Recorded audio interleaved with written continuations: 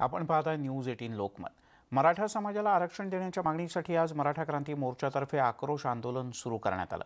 वांद्र्याच्या जिल्हाधिकारी कार्यालयाच्या समोरच्या बगीचात हे आंदोलन करण्यात आलं। छत्रपती संभाजीराजे सुद्धा यावेळी उपस्थित होते।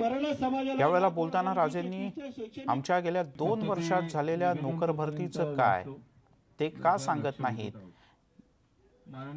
या नोकर भरती का होत नाहीत असा सवाल राज्य सरकारला केला।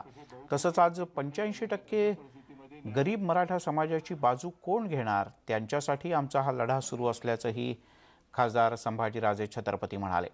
आमचा लढा ओबीसी समाजाच्या विरोधात नाही असंही त्यांनी स्पष्ट केलं।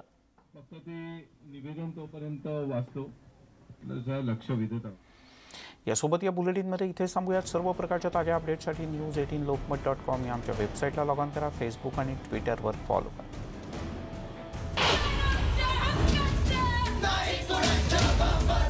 सगळ्या मुलांची एवढीच इच्छा आहे की फक्त कॉलेज सुरू होऊ दे लवकर। 11वी 12वी जर नाही केली तर पुढे जाऊन काय करायचं हे कोणालाच काही कळत नाहीये। मुलांचा, लाखो मुलांचं जे काही भवितव्य तांगणीवर आहे, तर आता एवढं वाया गेलेलं आहे की 50% कपात करावी।